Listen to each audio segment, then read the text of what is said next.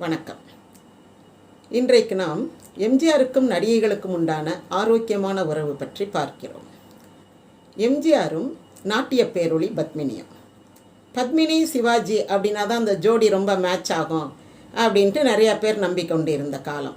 ஆனால் எம்ஜிஆரும் பத்மினியும் நடித்த மதுரை வீரன், ராஜா தேசிங்கு இந்த மாதிரி படங்கள்லாம் அவங்க ரெண்டு பேரும் டான்ஸில் ரொம்ப பிரமாதமாக பண்ணியிருந்தாங்க. ஒரு குறவன் குறத்தி டான்ஸ் ஒன்று ஆடுவாங்க. அது ரொம்ப நல்லாயிருக்கும். எம்ஜிஆரும் டான்ஸ் முறைப்படி படித்தவர். பத்மினி சொல்லவே வேண்டாம், மன்னாதி மன்னன் படம். இதிலெல்லாம் அந்த ரெண்டு பேருக்குமான டான்ஸ் ரொம்ப சிறப்பாக இருக்கும். அப்போது அவங்க இந்த மாமன்னன் பிருத்திவியாக எம்ஜிஆர் நடித்த படத்தில் இவங்க நடிக்கிறாங்க, பத்மினி நடிக்கிறாங்க. அப்போது பத்மினிக்கு கல்யாணம் ஆகி ஒரு 4 மாதம் கர்ப்பம்.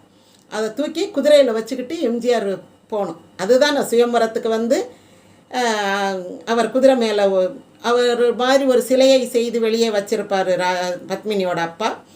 ஆனால் இவர் அந்த சிலைக்கு பின்னாடியே ஒளிஞ்சிருந்து பத்மினி அப்படி மாலையை கொண்டுக்கிட்டு வரும்போது இந்த சிலைக்கு போடும்போது இவர் தூக்கி வச்சுட்டு போயிடுவார்.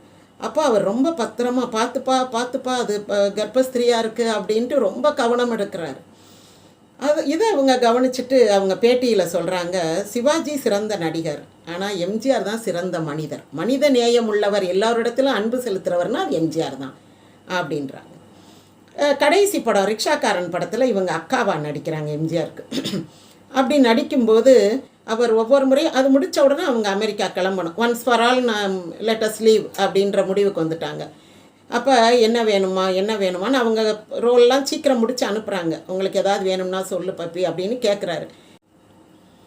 அப்போ பத்மினி என்னுடைய மேக்கப் மேனுக்கு ஒரு வழி பண்ணுங்கன்றாங்க. உடனே அவர் என்ன பண்ணுறாரு, லதா அழைச்சி லதாவை கூப்பிட்டு உனக்கு மேக்கப் மேனாக தனிக்கொடி, பத்மினியோட மேக்கப் மேனை இனி அவர் தான் உனக்கு நிரந்தர மேக்கப் மேன் அப்படின்றாரு. அதற்கு பிறகு பத்மினிக்கு இருந்த மேக்கப் மேன் தான் லதாவுக்கு இருந்தாங்க.